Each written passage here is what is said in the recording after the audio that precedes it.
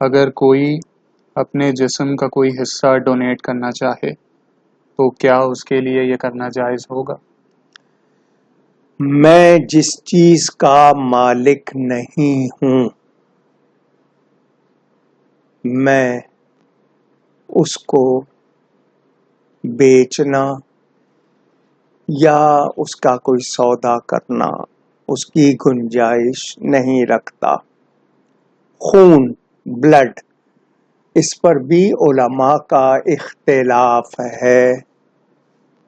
دوسرے کو خون دینا ایک ہوتی ہے حالت اضطرار، لاچاری، ہیلپ لیس ہو جانا، کسی کی زندگی بچانے کے لیے ایسا کوئی کام کہ آپ کو خود کوئی نقصان نہ ہو، آپ کی زندگی خطرے میں نہ پڑے۔